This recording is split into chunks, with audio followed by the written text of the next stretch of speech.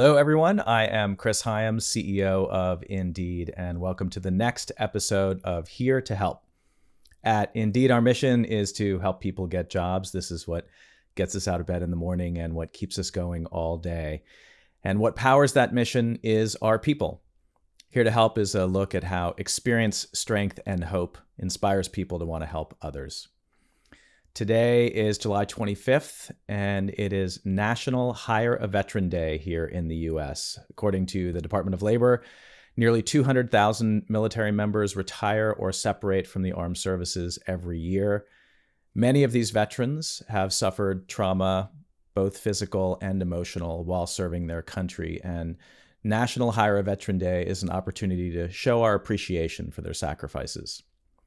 Marine Corps veteran and Hire Our Heroes founder Dan Caparel created National Hire a Veteran Day in 2017 as a call to action for hiring companies and also to encourage veteran job applicants. He created an online career fair to connect veterans with prospective employers. And from there, the idea of a special day took flight, and National Hire a Veteran Day finally began being observed around the U.S.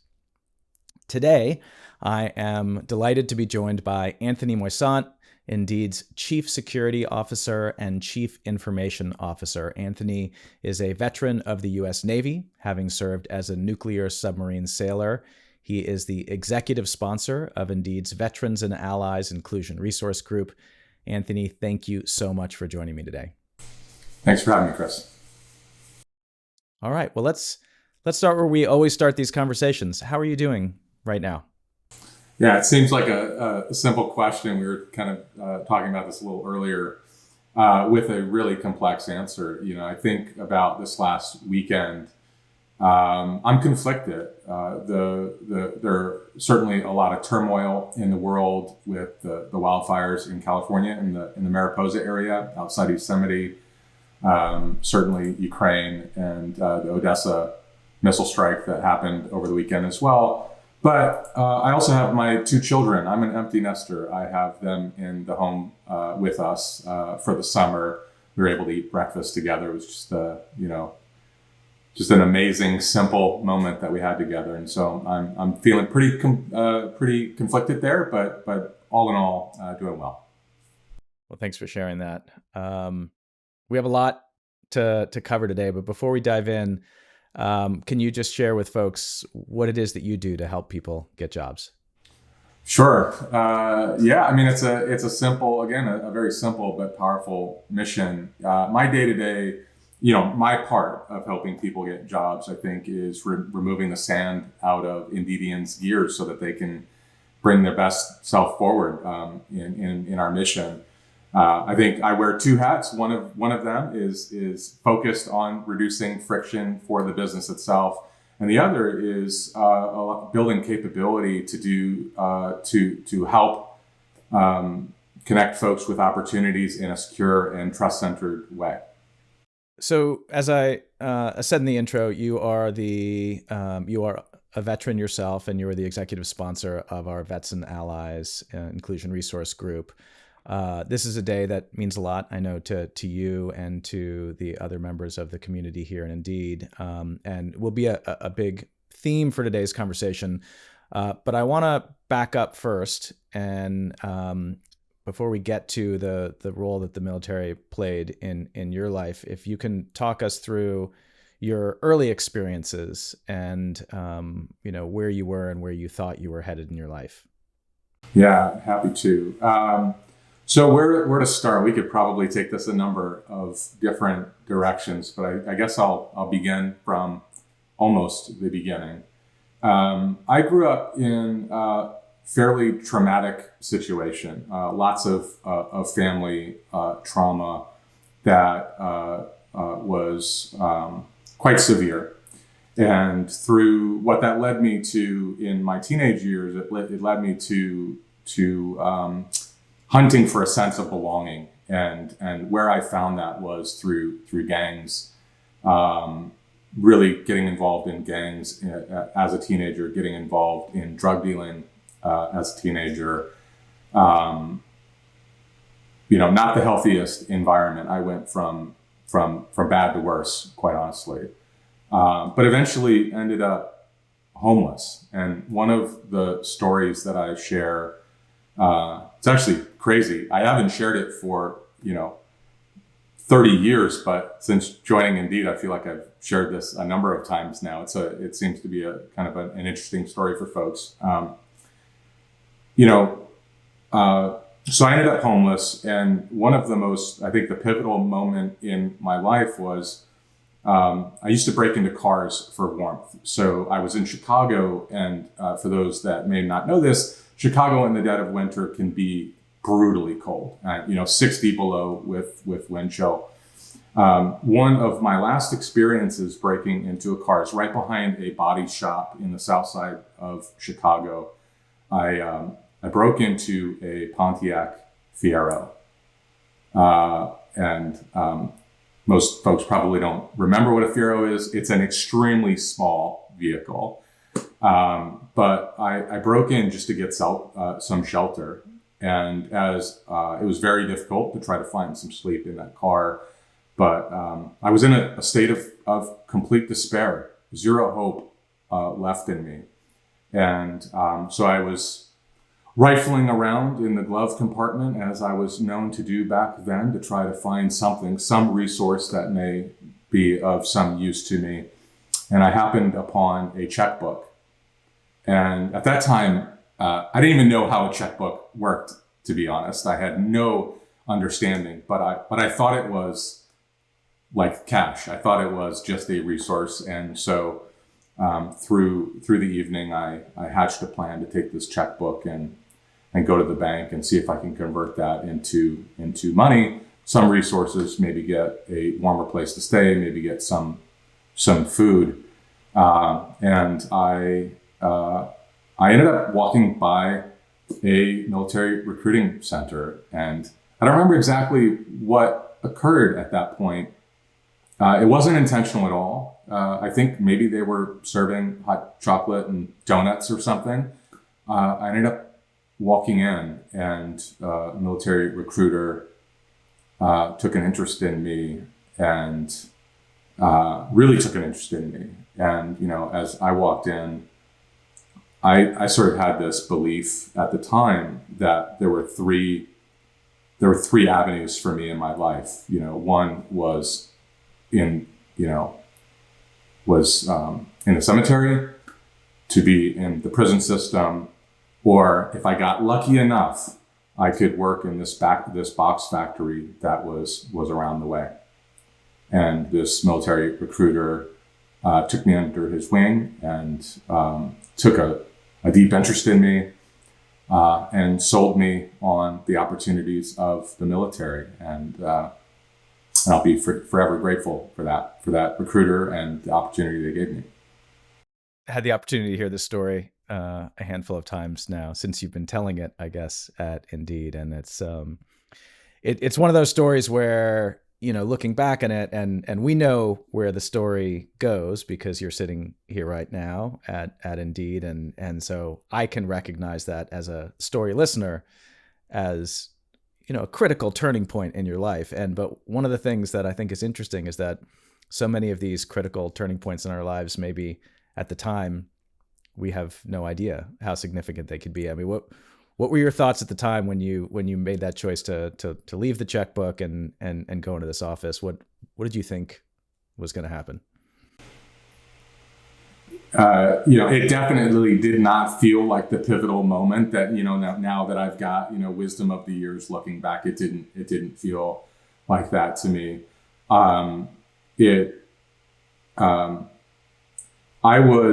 I remember the feeling, there's this, when I say despair, I think, despair is the complete lack of hope. And I just want to be clear, I had no hope for anything at the time. And so to have someone care for you in the way that this recruiter did for me, it was just very humbling. And I felt like I owed it to him to give this whole thing a shot, in the moment.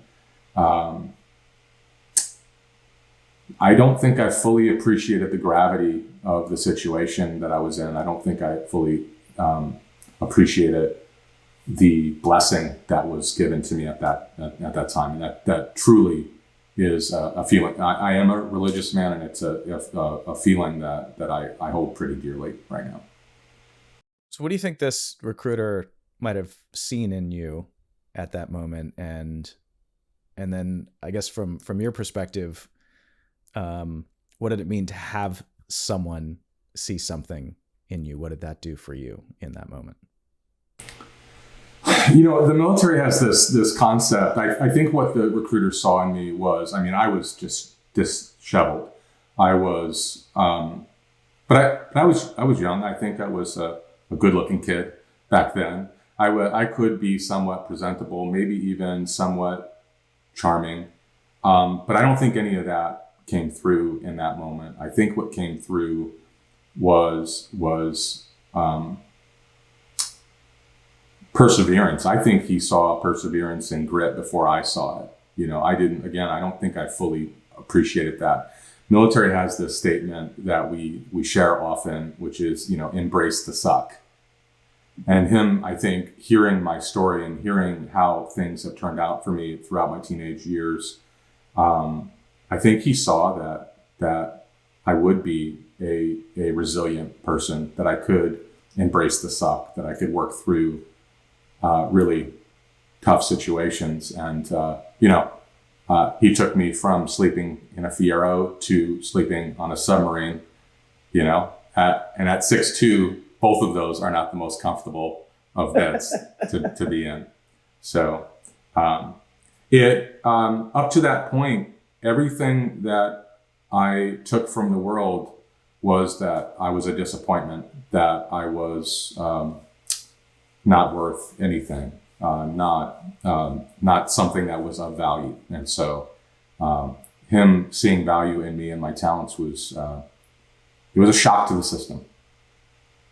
So the intervention, and maybe that's the best way to think about it in your life that happened at that point. And clearly it set you from one path to a different path, but it wasn't just that it gave you an opportunity for purpose and dignity and meaning, and it had all that stuff, but it also, the military was a place where you basically picked up a set of technical skills, and that led you to the career that you're in right now. Can you talk about what it was that you started to get there that put you on not just a different path, but the path that you've been on for all these years?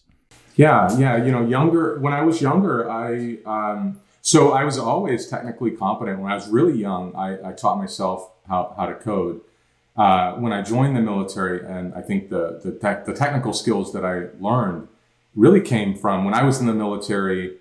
It wasn't as technologically advanced as we've got in the military today. In fact, my first deployment was on a submarine that was built in the 60s. We were still using punch card systems to launch torpedoes, as an example. But we were just making this shift into more modern technology platforms. And it started, I think, the recognition that I still had a skill set there that needed to be polished, that raw talent needed to be polished and refined. It really started from, we had one laptop in the squadron and it broke. And someone said, Moisant, you know computers, right? And I fixed this laptop, and then it was Moisant, where we were on. I think this is probably a deep technical thing, but we were on token ring coax cable for networking, and they were like, Moisant, computers, can you figure out this thing called Ethernet? And what about firewalls? You know anything about firewalls? And so I think what they saw in me was just latent talent around technology. And one of the most powerful things, and again, a blessing of mine, was there were no boxes. I wasn't in a box. It was learn about firewalls, learn about security systems, fire control systems, cryptographic controls, networking, database programming. I just had this opportunity. They just kept throwing opportunity at me, kept throwing training my way. And I took what was already an inherent love refine that into something that, who knew, over 20 odd years has been pretty valuable in the marketplace. So one of the things that I think about, so you have two job titles, you're Chief Information Officer and Chief Security Officer. And on the security side, I think about the military is defense, and security is about defense. I'm curious what it was maybe in the military experience that got you in particular interested in, and I know now passionate about the world of security. It's a great question. I started not from the aspect of defense, but actually thinking like the attacker first. And I think at this point, it's certainly a cliche for the folks in the 80s, kid in his bedroom teaching himself to code on a Commodore 64, completely cliche. We talked before about movies that were around, hacking movies back in the early 80s. And there was War Games is something that everybody brings up as an example. And that was certainly a powerful movie to unlock some passion of mine. But also Richard Pryor. I remember that Superman 3 movie.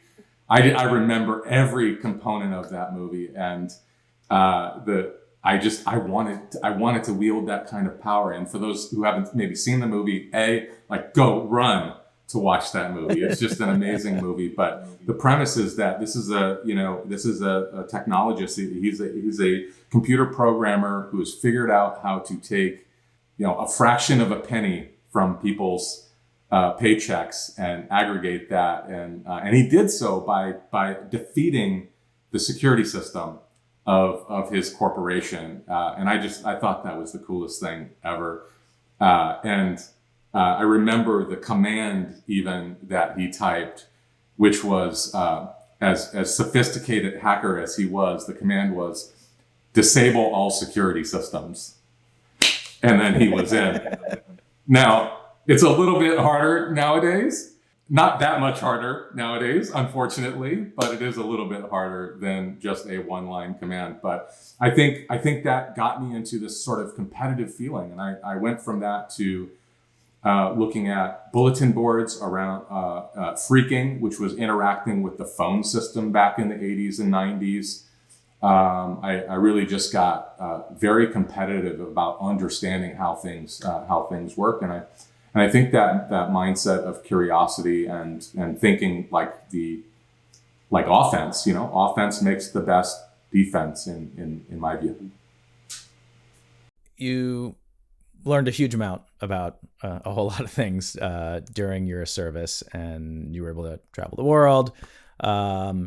And so in 1999, you left the military with all of these now developed technical skills, and you entered the civilian workforce. So what happened next? Yeah, I'd love to say wow, that's the hero's journey. Here we are, great career, but it wasn't. It wasn't that. I was coming up to the Bay Area in 98, 99. I had a job coming from the military. It was all lined up. And then it fell through. Basically, I got ghosted before I think ghosted was a thing. But I had already come up, and in fact, I shared earlier about the fires in Mariposa. I actually came up to stay with family after this happened in Mariposa, coincidentally, and I was distraught. I couldn't believe that I got out of the military, I came up for this job, and the rug was pulled from underneath me. And I was staying with family, money was running out, and no job prospects in sight. And, brings up, I hesitate to overemphasize despair, but it was like that second moment in my life of just complete despair. As I ended up working at a gateway in Mariposa, a gateway gas station on the way to Yosemite National Park. I had traveled all over the world. You want me to be a developer? I can do that. You want me to to deal with firewalls, I can do that. Build servers, I can do that. I had all of this wealth of knowledge and this experience, and couldn't get a job. And I was on the midnight shift of at this gas station, and prior to having a cell phone, talking to my wife at 1 o'clock in the morning over the payphone after just sweeping up cigarettes, as an example. And I think it was probably worse than being homeless, because I got a dose of what I could be, what life could be, and it felt like it was ripped away. And so I remember talking to her, and she said, everything's going to be okay. It's going to work out. And I was furious with myself, and I kind of felt like, who was I fooling? You're never going to be better than where you began, And the internet job search was not great in 98, 99. It took a while for that to come along, but it feels like a fantasy, almost like a movie. But I kid you not, the very next day, I get a call back from a tech company that ended up being acquired. I ended up working at Versata. I think we've got that shared bond. I ended up working at Versata and taking that company public at the time. So again, one of life's mysteries and amazing blessings.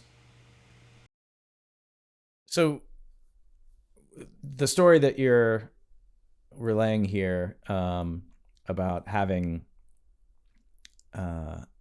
capabilities, skills that are clearly marketable, and not being able to find work, this is a huge part of what we look at with our mission every single day, is the difference between talent and opportunity. What from that experience do you draw on when you think about in your role today and what it is that we're trying to do as Indeed? Yeah, I don't know if I have a great answer, but there's something that I hold pretty dearly, which is ambition is requires hope, and I think hope. We are generally a visual animal species. We've got to be able to see what we're going after. And one of the amazing things about Indeed is the power of the platform that we get to sort of to help people visualize what opportunity looks like. And I think when I interface around the subject of homelessness as an example, well, oftentimes there's just this belief of, just teach them how to fish. They'll be fine. If you just teach them how to fish, they'll be fine. No, not without hope, not without a belief that you're going to catch a fish eventually. And I think the platform, our platform itself is breaking down barriers. I think our voices are being heard in the most remote areas. And I get really excited when we look at things. We look at cohorts of individuals and people that have been impacted by the justice system. As an example, we're letting them know that there's still opportunity out there, and we're using that power of our platform to do that. So,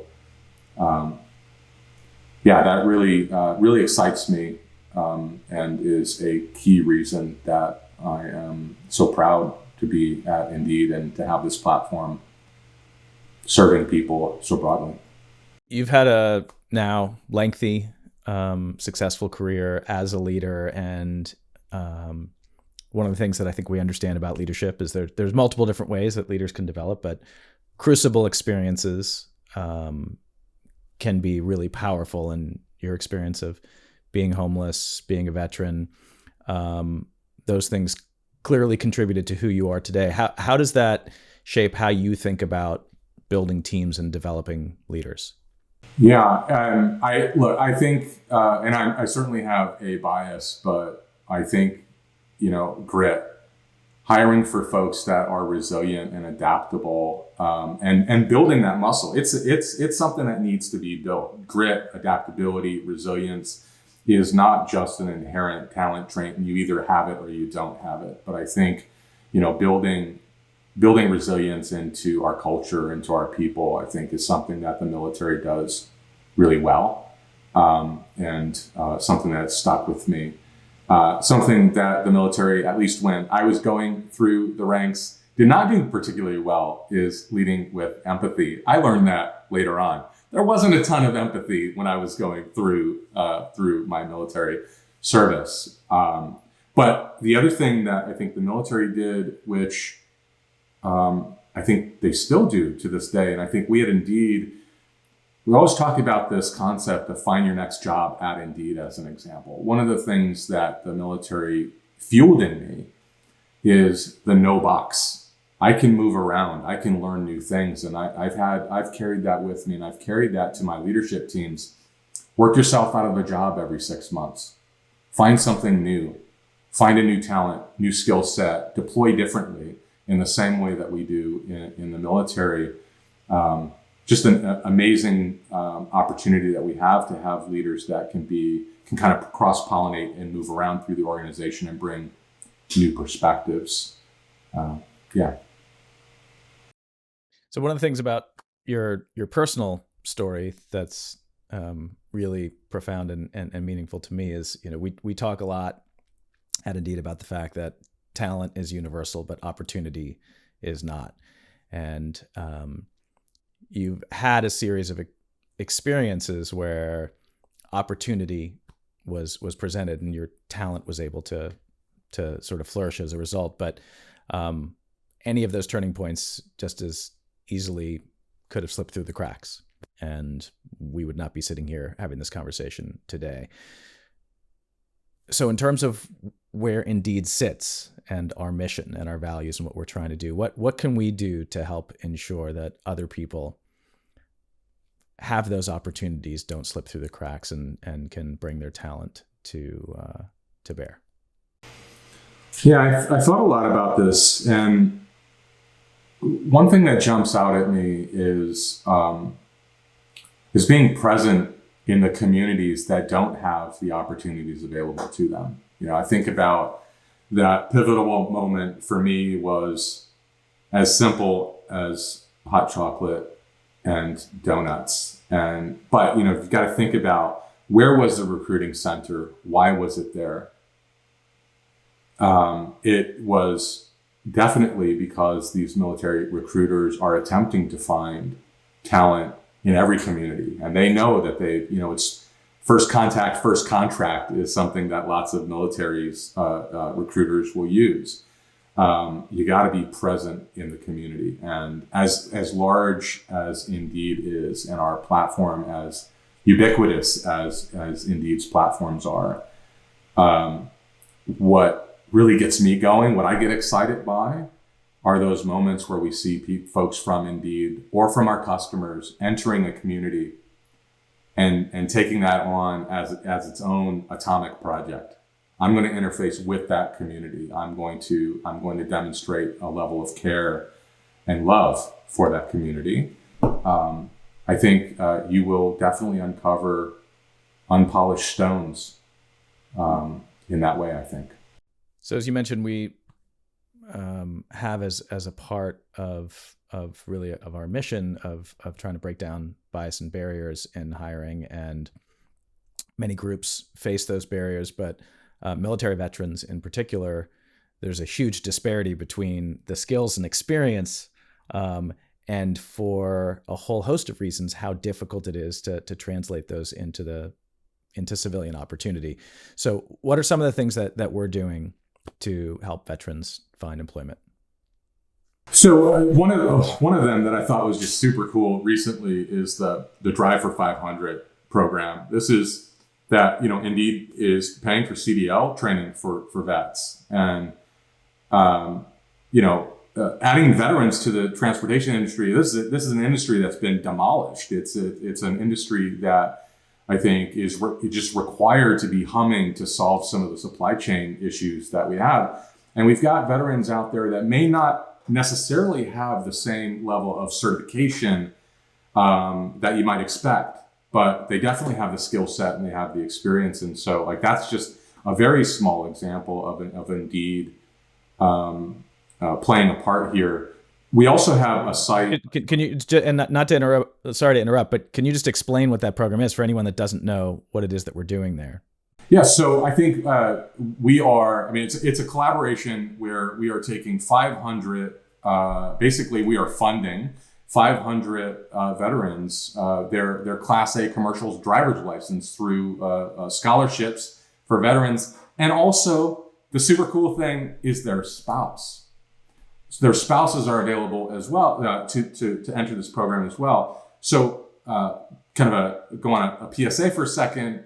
You know, lots of folks are starting to think about veterans, and as they exit, you know, the military community, just be aware that military families have a burden, and they've had a burden on them when people are deploying as well. So I thought, you know, that was definitely really, really cool. So we're pretty honored to help with that essentially a scholarship program for 500 folks. Yeah, and that challenge, we've actually spent a lot of time looking at this. The challenge for military spouses is in some ways actually there's another layer of challenge, because at least the folks who are in the service, while they're moving around from place to place, they at least are building a set of skills and experiences. Often for the partners, because they are moving around, they have to leave a job when the time is to redeploy. It is very difficult sometimes to find that work, and especially if they're being deployed overseas, they don't have work authorization. So there ends up being huge gaps in experience, and at the very best, they look like job hoppers. So those challenges are very real, and that is a really beautiful part of this program. Yeah, couldn't agree more. And you know, and of course on Indeed, we've got, you know, Indeed for Military. We encourage folks to take a look at that. We do resume reviews, job search guides. You know, we're partnering with Hiring Our Heroes as an example, among many other things, and lots of resources out there for our veterans and their families. So we spent a lot of time on your journey in particular, but you know, in your current role, we touched on this. You're Chief Information Officer, focused on making Indeed be more efficient, make everyone more effective, and driving innovation of the company. And then as Chief Security Officer, which is a new role for Indeed. We've had a security team, but you're the first CSO at Indeed. How are you working to build a culture of security at the company, and why is that so important? You know, the core part of our value at Indeed is putting job seekers first, and that powers all the decisions we make, including how we manage and secure their private data. And you know, we talk about embedding security into the DNA of the company quite a bit. When I started in my security journey, we literally were placed, security weenies were in a basement, in a tunnel, behind locked doors. And the reality is the world has changed. It's transformed to the point where we can't possibly hire enough security practitioners or security natives to do right by our job seekers or to do right by our employers. We really have to enroll the power of our mission. We've got to use that to enroll everyone at Indeed. And so we spend a lot of energy trying to find those moments and that everyone has, where they can think about the job seeker from the perspective of trust and security, and embed that in the things that they're doing. You know, with the size and the velocity of our business, change is risk. Change equals risk from a security perspective, and the faster that we change, the more dynamic we are as a business, the higher the risk. And so we've got to deploy the power of our people and the power of our culture to combat some of that. And that's generally where we spend the bulk of our time right now. So in light of that, change is risk. Over the last 2.5 years, we've had one of the biggest changes to the way people work, with at least within the core of people where remote work is possible. We had overnight, a huge part of that world start working remotely. What kind of impact has that had, and will that have on the world of security? Yeah, we've seen it. We've definitely seen the first and foremost, the attack surface is much broader. We've always had executives traveling and salespeople traveling, and we've had to secure the fleet, if you will. But the pace of change, the velocity of change, figuring out what the next normal is going to look like, it's even more dynamic than it's ever been. And so one of the things that we've got to figure out is, how do we secure the fleet when the fleet's not completely in our ownership? When people are coming to us using personal laptops and personal phones and interfacing with systems outside of the quote unquote norm, and to acknowledge that we don't know what next week's going to look like as far as a pattern is concerned, or a month after that. And so I think, again, the pace of change, the unknown unknowns that exist in our world are, fairly frequent at this point. So again, I think that the power of culture jumps to the forefront of my thinking, and I know lots of folks think about this, is that, often security programs will refer to our humans being the weakest link. I prefer the slight pivot or redirection of that. They're also our biggest strength. And if we can tap the strength of our people through our culture, we can do mighty great things. So speaking of tapping into that culture, the classic question, what keeps you up at night? But maybe a different way for me to ask it is, what can we as Indeedians do to help you sleep better? Yeah, I sleep like a baby. My wife and I tend to watch television in the evening, and I never finish a series. It takes us like 6 months to get through an episode. So I don't have a problem sleeping. But I jump out of bed thinking about and trying to anticipate what, this is a common ritual for me. Let me anticipate, sit quietly and anticipate what can and will go wrong. And I would invite all of our Indeedians to do the same. When you think about mistakes that occur from a cyber breach perspective, as an example, often, very, very often, you ask somebody, what happened? And they will tell you, if you've been through a breach, generally speaking, often they will tell you, I knew I shouldn't have done that thing.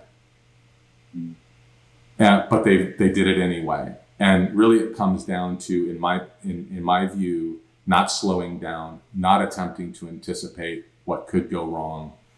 So whether you're a product person, an operations person, an engineer, thinking about and trying to anticipate what could go wrong and getting ahead of that is a really valuable skill set.